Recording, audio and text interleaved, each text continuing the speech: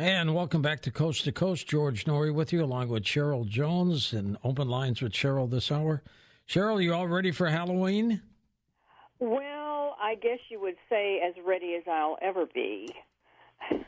Do you get a lot of kids coming to the door? I really don't get a lot, so that's probably pretty good in this day and age, because I think people are getting more and more cautious about going out and trick-or-treating. The events seem to be far more controlled by parents. What did you like about trick-or-treating when you were a kid?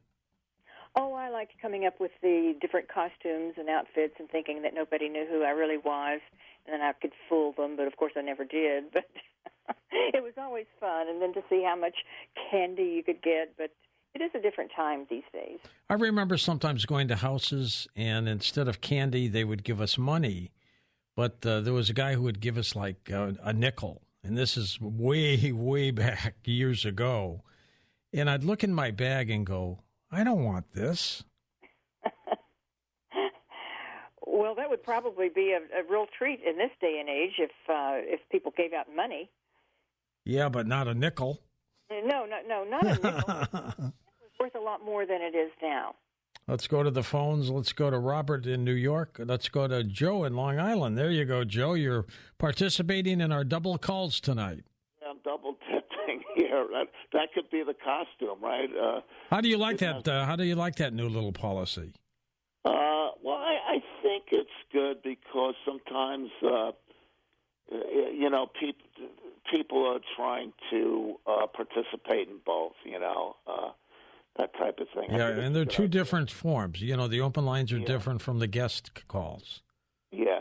Before I get to my question for Cheryl, on the WHO, I did read an article on LifeSite where University of Chicago law professor on international law went over the treaties that they're trying to do and called them a despicable organization. But my question is, I think you were a fan, Cheryl, of Gone with the Wind, right? And I thought the ending of that movie, I'm not sure if I would have ended the movie like that, where they separated. I'm wondering if you read Margaret Mitchell's second book on that. No, I haven't. I'd like to, but I haven't read it yet. Yeah. What did you like about it, Joe? I just thought it was just a fascinating character. A couple of things was she had this obsession with Ashley and didn't pivot to like a second choice guy, and which was fine.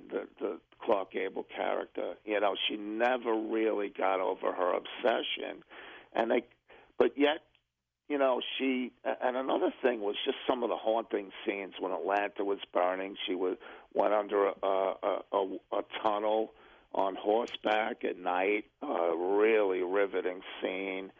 And then she was a nurse on the field, and she was just like really just what's happening? Like all these people are just laying on the field with these injuries, and she seemed like really otherwise like a normal, level-headed person, and this carnage was around her, and I thought that was a fascinating contrast, like just how she was really like other than her obsession with the guy, she was really like kind of a strong, level-headed woman, and just the carnage around her was just like she was just like, what's going on? Joe, you got to become a movie critic one day. He'd be pretty good, Cheryl, wouldn't he? I think he'd be excellent.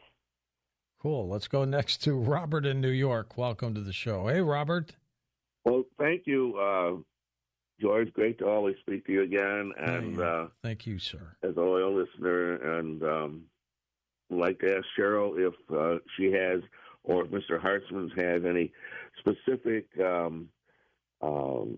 knowledge regarding orbs. And as someone who has experienced orbs right up and close, several of them over a period of time, they seem to have an intelligence, because they don't just flash. They move, they blink on, they blink off, and I had one flash right in the in my face years ago, looking through a screen in the window, and it came right up that close. It was nothing there, and all of a sudden it flashed on and literally temporarily blinded me for a while, and it felt like I had just been through having an X-ray. I closed my eyes, and it felt like I could see my skeleton. Orbs are pretty fascinating, Cheryl. Have you had any experience with them? They are pretty fascinating, and a lot of people report that they've had those experiences. I've only had one picture that had a very visible orb in it, and that was a long time ago, and it was in a barn on the farm that I grew up on. So, but it wasn't during the time that I was that I lived on the farm, but years later. But it's very, very strange, and a lot of people associated a lot of paranormal events along with those. During World War II, pilots saw little orbs flying all over the place. They called them Foo Fighters, and they look like and appear to have some intelligence behind them. Yes, that seems to be a very common association with them. And that is something, George, I just don't know that we will ever really know all the answers to all of these things that we want to know about that are so mysterious, because it seems like the control of that information to us is not in our control. That's a good point. Cornelius is with us in Louisiana. Hello there, Mr. White. Welcome to the program. Hey there, George and Cheryl. Now, George, I just told Tommy a minute ago that demon video is Cornelius Lawson White on YouTube, but say demon video, and it'll show up, or type in demon. Okay, video. I'm going to watch that. Okay. But it would be great for a carousel, because here you got a coast caller that actually had a demon in the city council of Alexandria, Louisiana. Now, with you, George, and you just had Joe from Long Island on, and I guess he called in earlier on the first guest and stuff. I kind of disagree with you on having that thing, because there are people that's been trying to get in for years, and they just never have been able to get in, because I've talked to some of them. But you have a right to do what you. This is your show. You run it the way you want to. Just like when you said Ian Punnett, no regular callers for Ian Punnett. I don't want them. But Cheryl, I was wanting to talk to Karen Wilkerson, and I told Tommy yesterday, being an African American. That was yesterday's guest. Huh? That was yesterday's guest. Yeah, yesterday. But I know. But I wanted to tell Cheryl, and I wanted to tell her. But anyway, on yesterday's guest, and Cheryl too, African Americans, have you ever heard of them being abducted, male or female? I know Barney Hill was, but have you ever heard of any female abductees? God bless you, George. God bless you, Cheryl. Y'all take it easy now. Thank you. I'm sure there have been some, Cheryl, but I don't know the names of them. Do you? I don't either. It's too bad he left the line, because he perhaps may have known more about that than we know off the top of our heads. But Barney Hill, of course, he was African American, and he was one of them who was abducted back in the early 60s. Right. That's true. I don't know. Next up, let's go to John in Wisconsin. Take it away. Hi, John. Hello, George. Hello, Cheryl. Just have a couple of quick comments, please. Cheryl, I wanted to thank you for your contributions to Coast to Coast. I look forward to the last Thursday of the month and your investigative reporters. And it's always interesting. You ask good questions, and you have good clarity and wisdom, and I want to thank you for that, Cheryl.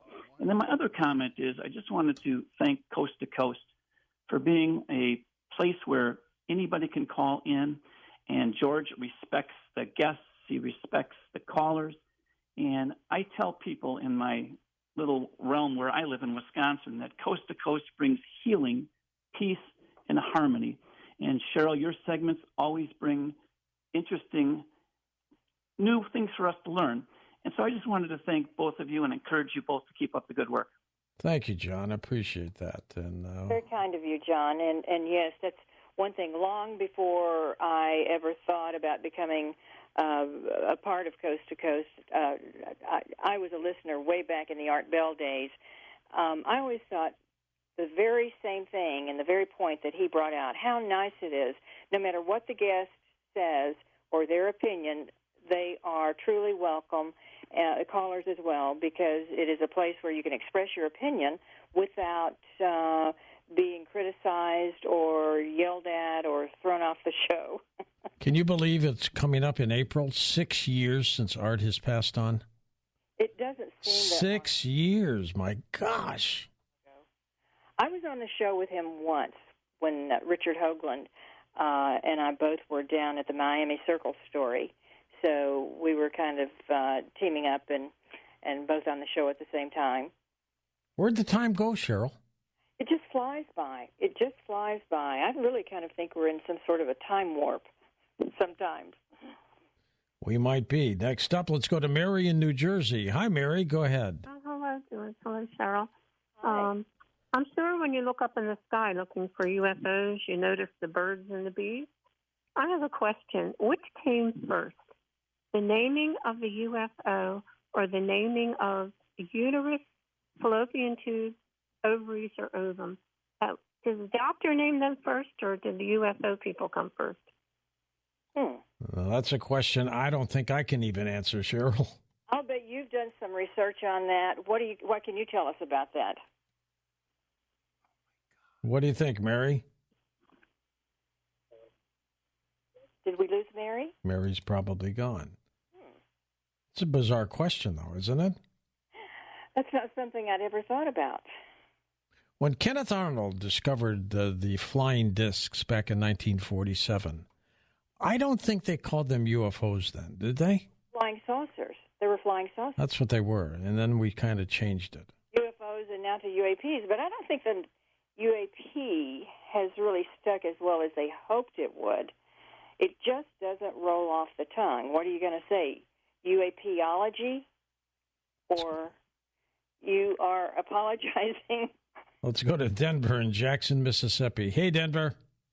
Well, good evening, and thanks for this opportunity to communicate on Coast to Coast. Thank you, and sir. I'm praying that you and Cheryl be blessed because I appreciate the work that y'all are doing. Well, very kind of you. Thank you. But two things I'd like to talk about. The sighting I experienced when I was living in Topeka, Kansas in 1976, and about Riley Martin. Did Cheryl ever read the book that Riley Martin wrote, The Color of Tan? Did you read Riley Martin's? He used to be on our show a long time ago. No. Tell me about what you're asking about. You need to read it, because in 1953 he was 7 years old, and he was abducted, and they would come back every 11 years and pick him up. And they let it go on for 33 years. Then they gave him permission to have hypnotists put on him. He was hypnotized. All his memory came back. But I was so amazed with his book. He was Afro-American. Yep. I emailed him, and then we talked on the phone several times. And we got into a good conversation, and I really was impressed with his experience. And these people that picked him up were 600 million years more advanced than we are, but they didn't know everything, you know. And they explained to him they contacted us by our DNA, not by random pickup, you know. Interesting take. A nice little puppy in the background. I love little animals like that, Cheryl. That's not mine. No, that was his. But it sounded like a little chihuahua? Could be. Thanks for the call, Denver. Jeremy in North Dakota. Hello, Jeremy. Hello, George. I want to thank you. For what? For what? Publicize my website. It was, I got contacted by a lady from Alberta, Canada, and we started conversing via email. And after I got to be friends with her, I gave her my text number, and we have been contacting each other every day via text and getting to know each other better. And her name is Veronica. She's from Alberta, Canada. And I think she's the one that God saved my life for. Well, how about that? So it's working out for you. Yep. She's actually even given me a few phone calls. All right. Good for you, Jeremy. Coast listeners are like family, Cheryl. You know that? Yes, they are, because it takes a certain kind of person to be as loyal as the listeners are to Coast. And, my hat's off to you and obviously to the late Art Bell, because what you two did is just really incredible, and it's just phenomenal. Can you believe I'm going into my 21st year doing this program? It's hard to believe that. My gosh. I know it. It just is amazing. And I'm going into, I've been with you guys for 4 years now. But you, by the way, are ageless. I remember trying to hire you in Detroit as a weathercaster when you were in Kansas City. And you were just a kid then. I guess I was. I didn't realize it. I say I was 3 at the time. But, yes, I time. We wonder what our paths would have been had we taken different pathways or made different choices. That was always a very difficult thing for me to do. I looked at everything upside down all around, and when I had to make those decisions at the end of every contract, what was I going to do? Which job was I going to take? I was fortunate that I had a lot of possibilities come my way, but I just wasn't psychic to see into the future to be sure that the one I was taking was the right one. Let's get a quick question in from you, Alex, in Delaware. Go ahead, Alex. Hey, George, I've been a long-time listener since '98, but a first-time caller. Thank you. And I'm going to throw a wrench into this whole thing. All right. I think nobody has seen this angle before. What if we have this all backwards and everybody thinks that these are aliens? What if this is really God's way of keeping an eye on us? And there are no aliens. These are just the form that angels and demons take on, and they keep an eye on us, and they come by and they visit, and they see us and they interact. But there are really no aliens. This is just, angels and demons. Maybe the fallen angels that the Bible talks about. You can't rule that out, Alex, because that is a possibility. And there are some people in the field of ufology who still believe the fact that UFOs and ETs are demons and they're kind of nefarious. Not easy, Cheryl, is it? It's not easy. Likewise, there are plenty of people who believe that there are some very good healing aliens, and there's a lot of history on that. And then a lot of people believe that it's like everything else. There are good and evil aliens, and who knows? We don't know. We can't prove what we believe. But if I had to bet, and I was really making a choice, my guess would be that there are both good and evil. Could be. Cheryl, we're going to come back and wrap things up with you in a moment on Coast to Coast AM. And welcome back to Coast. Cheryl, we will see you the week after Thanksgiving. Can you believe that? Oh, wow. And then before you know it, it'll be Christmas and then New Year's all over again. I mean, what a fast year, to be sure. Cheryl, thanks for everything you do for us. Well, my pleasure. Thanks for having me. I really appreciate it. I love the callers. Cheryl's website is her name, and she ends her name with 2 L's, by the way, CHERYLL Jones.com, which we've got linked up for you at coasttocoastam.com. A lot of people want to know about tarot cards, witchcraft and the occult, and the author Marcus Katz. He's the one who knows about all of them. Where are you, way out in the United Kingdom? Yes, that's right. I'm in a very small cottage out in the woods in the Lake District of the United Kingdom, where there's an owl hooting outside this morning. I think it's a cockerel. It's trying to tell people to wake up. I love it. What time is it out there? It's just 10 past 8 a.m. Yeah, okay, and I'm in the Midwest right now where it's 2:10 in the morning. And then we're already time traveling together. That's yes, excellent. We sure are. We sure. Hey, beyond the bio, tell me a little bit more about yourself and your interest in all this. Okay, well, first of all, just a quick shout out to all of the people on your very engaged Facebook group, which Great. Are doing a blow-by-blow commentary of the interviews, which I perhaps shouldn't have read in advance of this. But I first learned to get engaged with magic at school. I went to a really progressive school here in the UK. And our religious studies class actually brought in a teacher, a New Age teacher, or somebody to talk to our class about the New Age. And this lady brought in a pendulum, a dowsing rod, a pack of tarot cards, astrology charts, and we had a 2-hour lesson on basically the esoteric, the occult, fortune-telling, prediction, and astrology. And we were all told to go out dowsing as our sort of school activity that afternoon. And some friends and I went out dowsing with these homemade dowsing rods from metal coat hangers and biro pens, big biro pens. And we found this line running across the playing fields. And we went back to our teacher and said, "This is really odd. It seems to work. We found this line." And he said, "Well, what are you going to do about that? Apply it scientifically." And so we went and found the janitor. Here we call it, he's the caretaker, but the janitor. And we asked him to find the maps for the school.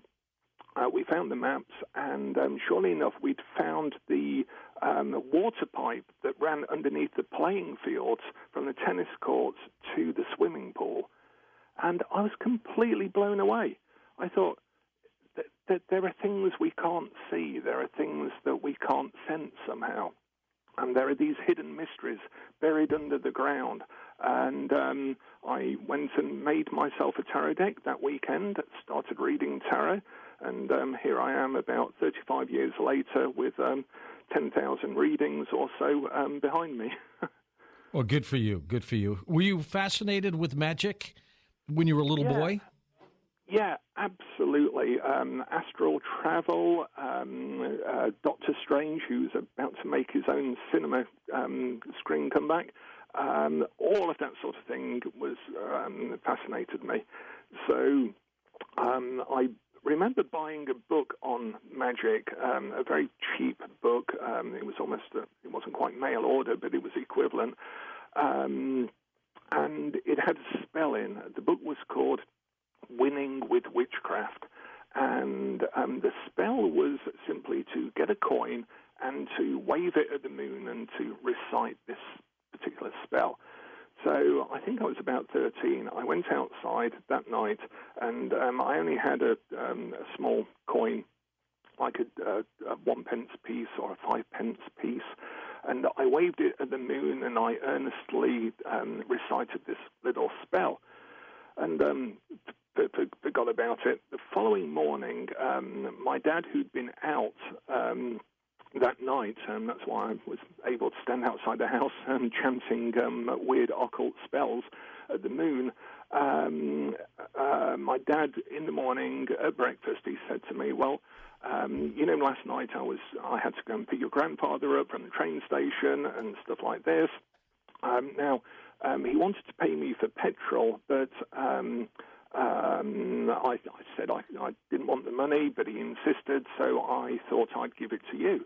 And my dad handed me this £5 note. So I was completely blown away. And the weirdest thing was the first thing, and this happens a lot with magic, the first thing I thought was not, "My God, I did this money spell last night and magic works and the whole occult world has opened up to me." The first thing I thought as a 13-year-old was, "I wonder what would have happened if I'd have weighed more money at the moon."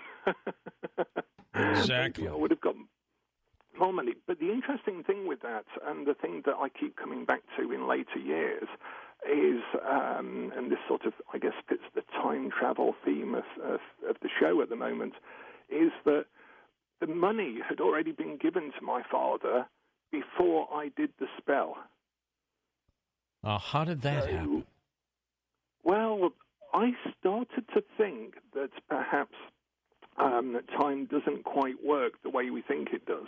And I'm no expert in the realms of time travel or time science, but I do know from 35, 40 years of doing spells that time and also prediction as well through fortune telling, through tarot.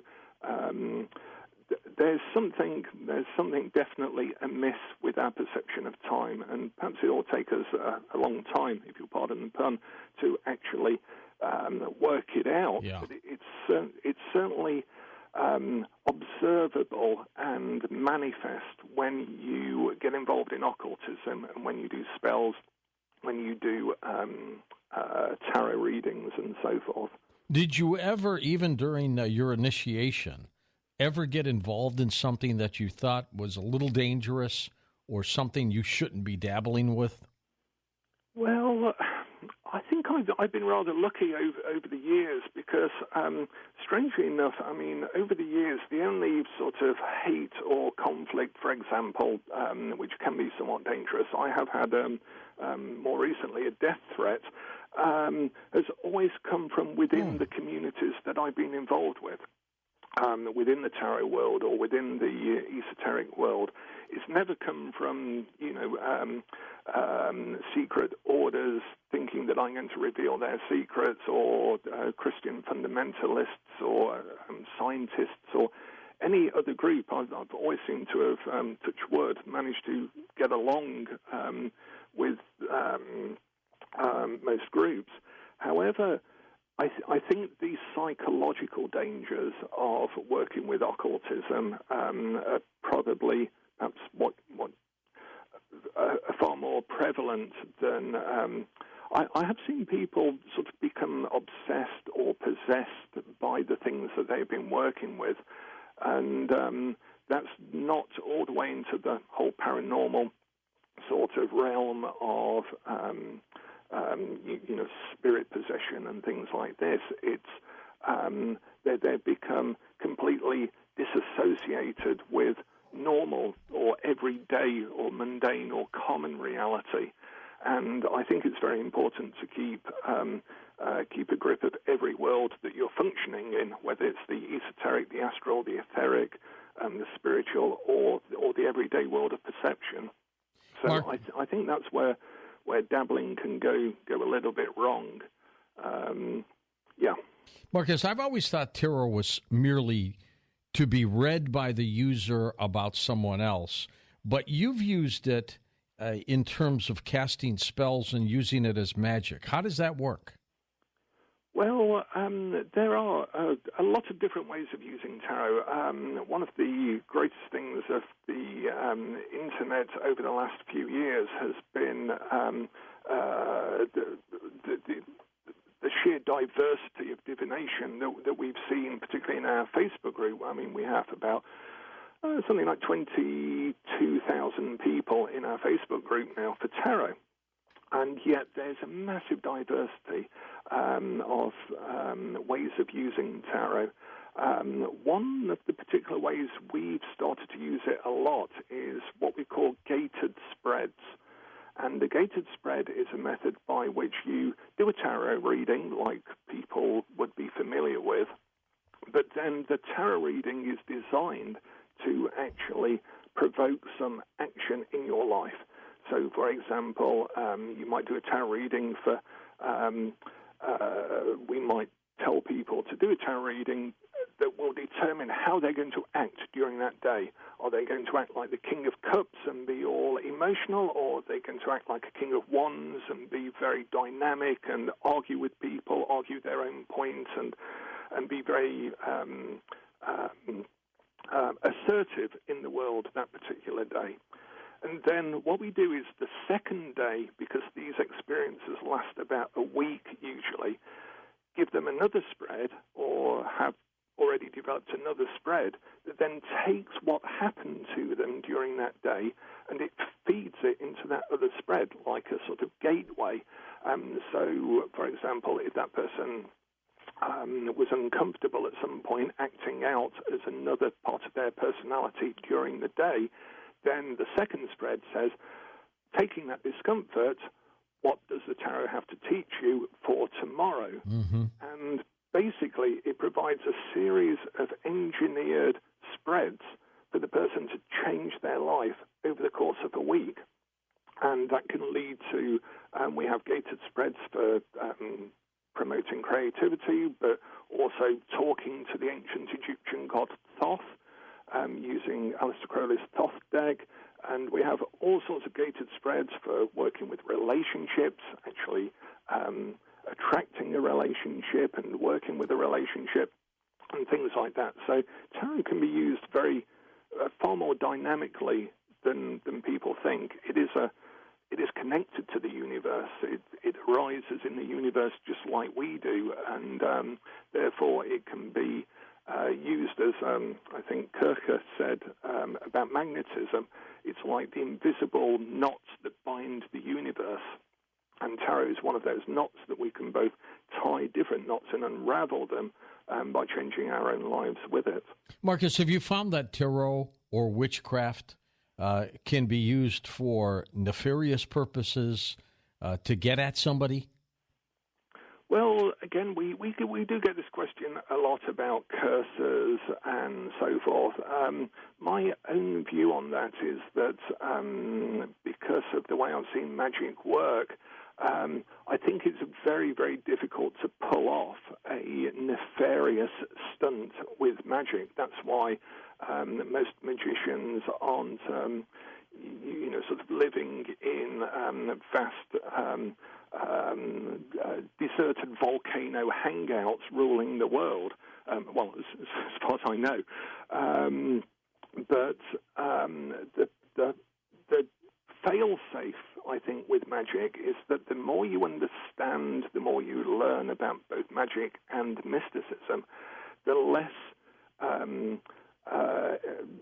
the less desire you have really towards very material or very egotistic things. So it has its own safeguard in that way, but also, as Aleister Crowley pointed out, the trig with magic, and again, it's why we can't all immediately spend our lives waving pennies at moons or dimes at moons and becoming rich overnight. Otherwise, everyone would be doing it. The trick is what is called working without lust of result. You have to want something absolutely, and at the same time get out of its way, actually let go of it with the spell itself, with the magical working. And so that's its own protection as well, because it's very difficult to, for example, hate someone and be totally disengaged with that person within oneself. So the actual state of being that you need to cast the spell outwards is very, very difficult to enter into, no matter what sort of ceremony or methodology you use. So quite often those spells actually fester and rebound straight back to the person casting them, right, because they cannot cast them out. I mean, that's why the word is casting a spell. You have to cast it out of you. And quite often people with nefarious ends in mind are very attached to those, because it does give them some sense of power and control, and therefore it tends to eat them rather than the other person. We've always called it karma. What goes around comes around, right? Yeah, absolutely. That sense of cause and effect, the more spells that work for the person, the more you realize that everything is arising simultaneously. Therefore, everything's connected. Therefore, you better be careful even what you think, because that is going to have some impact on the world that is being created around you. What a fascinating guy. For Dan Galante, Tom Danheiser, Lisa Lyon, Lex Lonehood, Sean Ladouceur, Stephanie Smith, Chris Boros, Tim Binnall, George Knapp, and Ian Punnett, I'm George Norrie, somewhere out there on Coast to Coast AM. We'll see you on our next edition. Until then, be safe, everyone.